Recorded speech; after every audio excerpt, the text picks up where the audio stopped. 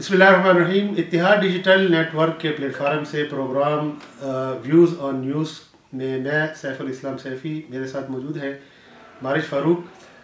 मारिज, आज हम अगर बात कर लें मुल्क की मईशत के हवाले से, और ज़ाहिर है कि मईशत से हर एक शहरी का ताल्लुक़ बनता है, चाहे वो किसी भी शोबे से ताल्लुक़ रखता हो। ये नई जो मुज़ाकरात हो रहे हैं IMF के, और इसमें काफ़ी सख्त शराइत जो है अभी तक हमें देखने को मिली है। तो इस पे मैं आपसे अगर सवाल करूं या आप खुद ही कमेंट कर दें कि क्या ऐसे असरात मुरतब होने के इम्कानात हैं कि, और क्या वजह है कि हम इसी से चिमटे रहते हैं, हमारी सारी तवक्कुआत भी इसी से वाबस्ता होती हैं। देखिए, सबसे पहले तो जो आपने शराइत की बात की, उससे ऑब्वियसली एक बहुत नेगेटिव इम्पैक्ट तो पड़ेगा। इन्फ्लेशन जो इस वक्त 25% पे है, वो 35% पे जाने का इम्कान है। हम लोगों ने देखा 35 जो रुपये है, पेट्रोल महंगा हुआ, अभी बिजली महंगी होने की भी बात हो रही है, गैस जो है वो भी महंगी होगी। तो उसका एक नेगेटिव असर तो हमारी सोसाइटी पे पड़ेगा, क्योंकि रुपये की कदर में भी कमी आ रही है, जो ज़राए आमदन है वो कम होते जा रहे हैं लोगों के, और लोगों का गुजारा करना बड़ा मुश्किल है। मुझे बड़ी हैरानी हो रही है कि इलेक्शंस बिल्कुल सर पे हैं और PDM की जो हुकूमत है उसने इतना बड़ा फैसला किया है। उन्होंने शायद अपने इलेक्शंस को, अपनी सियासत को दाव पे लगा दिया है IMF के साथ मुज़ाकरात करने के लिए। तो एक तो ये बात है। दूसरा ये है कि देखें, पाकिस्तान इस रीजन में वो वाहिद मुल्क रह गया है जो कि IMF के साथ, IMF के जंगल में फंसा हुआ है। 24वां हमारा ये सैफी साहब ये प्लान है, और 24 दफ़ा हम लोगों के पास गए और हम लोगों ने अभी तक अपना कर्जा ख़त्म नहीं किया। अगर हम कंपैरिजन करें इंडिया के साथ, तो 2002 में उन्होंने IMF का जो IMF के साथ जो प्लान था वो उन्होंने ख़त्म कर दिया, और IMF की आखिरी किस्त लेके उनको वापस भी कर दी। इसी तरह बांग्लादेश का देखा जाए तो वो भी अब खुद मुख्तार हो गए हैं, किसी पे डिपेंडेंट नहीं है। उनके मुकाबले में पाकिस्तान जो है, हर दफ़ा हम लोग जो है IMF के पास जाते हैं और IMF से कर्जा लेते हैं। चलिए, कर्जा लेने में भी कोई मसला नहीं है, आपने कर्जा ले लिया, बहुत अच्छी बात है, लोग कर्जा लेते हैं, लेकिन लोग कर्जा इसलिए लेते हैं कि जिस चीज़ को ठीक करना है उसको ठीक करके आगे की तरफ बढ़ें।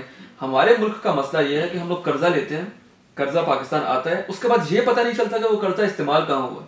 आया हम लोगों ने लोगों के लिए, लोगों के भलाई के लिए वो यूज़ किया है, मुल्क के इंफ्रास्ट्रक्चर के लिए वो यूज़ किया है, अपनी इकॉनमी को बेहतर करने के लिए यूज़ किया है, या वो कहीं और चला गया है। जो हालात पाकिस्तान के हैं उससे तो यही लगता है कि पाकिस्तान में जो कर्जा आता है वो कहीं और ही चला जाता है, सियासतदानों की जेबों में चला जाता है, आवाम पर वो खर्च नहीं किया जाता। इसीलिए हमारे यहाँ हाल है कि डिफ़ॉल्ट के दहाने पे पाकिस्तान इस वक्त खड़ा हुआ है। देखें, ये बात तो आप ठीक कह रहे हैं कि बुनियादी तौर पर सियासी क़यादत का मसला है, और कोई शायद ऐसी बेलौस क़यादत हमें नसीब नहीं हुई कि जो मुल्क और उसकी जो तरजीहात हैं और उसके मसाइल के हल के हवाले से अपनी प्लानिंग करे। अब मेरा ख्याल में जो आप कह रहे हैं ना कि क्यों नहीं निकल पा रहा, तो ये तो अभी जो पैकेज ले रहे हैं और इतनी सख्त शराइत के बावजूद ले रहे हैं, उसकी वजह यही है कि पाकिस्तान, जिसको टेक्निकली डिफ़ॉल्ट का नाम दिया जा रहा है, कि उसके करीब है, या बाद लोग तो दावा कर रहे हैं कि हो भी चुका है, लेकिन असल में तो ये इनको एक जो कहते हैं ना कि ब्रीथिंग स्पेस की ज़रूरत है, एक वो जो थोड़ा सा इनमें दम खम हो के कुछ वक्त निकाल लें। तो शायद जो दोस्त ममालिक हैं उनको आजमाया जा चुका है, उनसे जो कर्ज़े शर्तें हैं या कोई दूसरी रिलीफ है या कोई रियायतें हैं वो हासिल कर ली गई हैं, तो शायद इनके पास मौका और नहीं है, कोई ज़्यादा ऑप्शंस नहीं हैं। लेकिन देखें, इससे कबल जो ये कोई आज की बात तो नहीं है, ना ही ये पहला जो है वो एग्रीमेंट होने जा रहा है।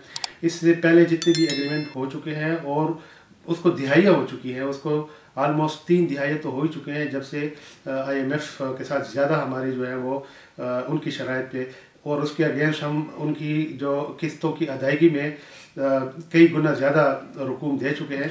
मसला ये है कि हर हुकूमत दावा करती है, बल्कि कई वज़राए ख़जाना को तो हर हुकूमत ने आजमाया है, और उनके हवाले से ये एक तासुर पाया जाता है कि वो मुल्क को इस बहरान से निकाल लेंगे, लेकिन उसमें कामयाबी हासिल नहीं हुई।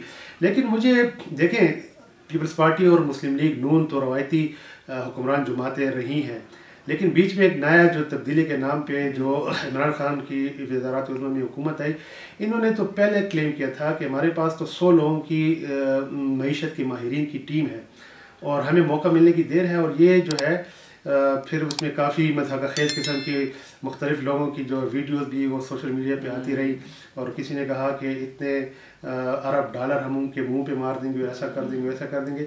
लेकिन उन्होंने भी अपनी बारी निकाल ली, और मेरे ख्याल में उनमें और दूसरे लोगों के ज़्यादा फ़र्क नहीं आया, बल्कि आवाम का जो मसला है, आवाम उसी जगह पे नहीं बल्कि काफ़ी पीछे चली गई है, आवाम के मसले हल नहीं हो पा रहे।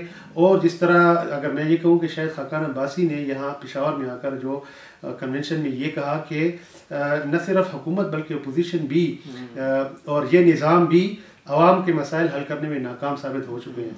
तो अब वो मुतबादिल का जो नारा है, आज कोई कह रहा था कि शायद वो अपनी पार्टी से भी इस्तीफ़ा दे रहे हैं, इसकी कंफर्मेशन अभी तक तो नहीं हुई।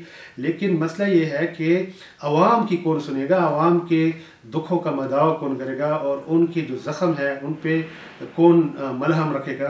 तो यही मसला है कि वो क़यादत कब सामने आएगी। और शायद अब तो लोग जो है इससे भी आगे बढ़ के पूरे निज़ाम पे ही जो है वो मायूसी का इजहार कर रहे हैं। बिल्कुल इसी तरह सही बात आप कह रहे हैं। इमरान खान की जहाँ तक आपने बात की, मैं भी मानता हूँ कि इमरान खान साहब के वज़ारत उज़्मा में कोई हालात पाकिस्तान के इतने ठीक नहीं थे, लेकिन उनको वो जो बात वो करते हैं कि मुझे 5 साल नहीं दिए गए, ये इस बात में भी बहुत वजन है। देखिए एक हुकूमत जब आती है उसका मैंडेट 5 साल का होता है, तो उसको 5 साल का टाइम मिलना चाहिए।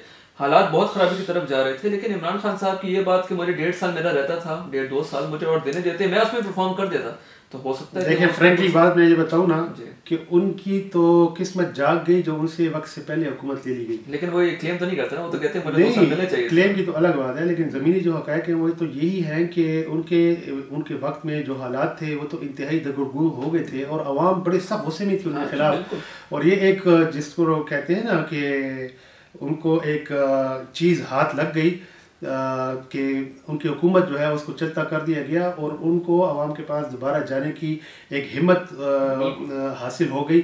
वरना तो अगर अभी तक हो रहे थे तो हालात तो बदलने नहीं थे, क्योंकि हालात तो सिस्टम के साथ बदलेंगे नहीं, और सिस्टम में कोई तब्दीली ना उस वक्त आ रही थी। अगर साल 1.5 मजीद भी वो ले लेते, कोई वो तो नहीं था। बहरहाल उनके पास एक शायद वो एक सियासी जवाब जो है वो हाथ लग गया है, लेकिन उसमें ज़्यादा वजन तो नहीं है। बहरहाल उन्होंने शायद मैं अगर कहूँ कि उनकी सूबाई हुकूमत फिर इस हवाले से आवाम के नुक्ते नज़र से थोड़ी अच्छी गई। यहाँ जो सेहत कार्ड का एक ऐसा वो था और कुछ ऐसे और इकदाम थे जिसका आवाम को थोड़ा बहुत फ़ायदा पहुँच रहा था, तो इस लिहाज से सूबाई हुकूमत शायद उनकी अच्छी रही है। ये मेरा अपना ज़ाती नुक्ते नज़र है। सेहत कार्ड एक बहुत एक अच्छा इनिशिएटिव था। उसके बाद उनका प्लान थी कि एजुकेशन कार्ड का अगर हुकूमत रह जाती तो शायद वो 1 साल 9 सालों में नहीं किया तो आप क्या 9 साल में नहीं किया, लेकिन वही वाली बात है। देखें एक मैंडेट जब किसी पार्टी को मिलता है तो उसको पूरा करना चाहिए, आखिरी दिन उन्होंने करना होता है, वो करना होता है। वो देखें अब इमरान खान साहब के दौरे हुकूमत में पेट्रोल बड़ी तेजी से ऊपर जा रहा था, बिजली महंगी हो रही थी, लेकिन वो ये बात करते हैं कि मेरा टाइम पूरा नहीं हुआ, और हम सबको ये बात माननी पड़ेगी क्योंकि टाइम पूरा तो अधिक उनका हक था। अब पीडीएम की बेवकूफ़ी समझे, उनको सियासत इतने सीनियर सियासतदान है जरदारी साहब और शहबाज शरीफ साहब, नवाज शरीफ साहब, लेकिन उन्होंने फिर भी ये फैसला किया कि हम लोगों ने इस गंज में जो है वो हाथ डालना है अपना।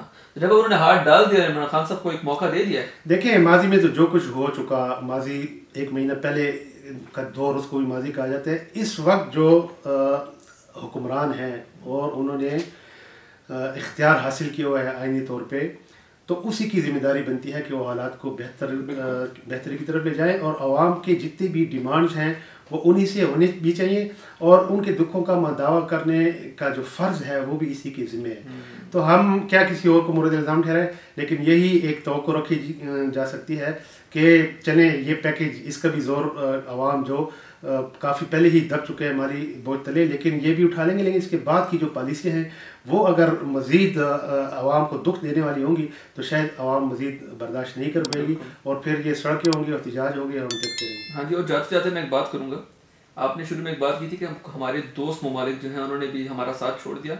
देखें जो कौम, जो लोग, जो कुव्वतें अपने आप से मुखलिस नहीं होती ना, तो उनके साथ उनके दोस्त और रिश्तेदार भी मुखलिस नहीं होते। जब तक हम अपने साथ मुखलिस नहीं होंगे, हम पाकिस्तान का नहीं सोचेंगे, कोई भी हमारा नहीं सोचेगा। जब जिस दिन हमने अपना सोचना शुरू कर दिया, इंशाल्लाह अल्लाह भी हम लोगों का साथ देगा और ये जो हमारे जो दोस्त ममालिक हैं ये लोग भी हमारे पास आएंगे।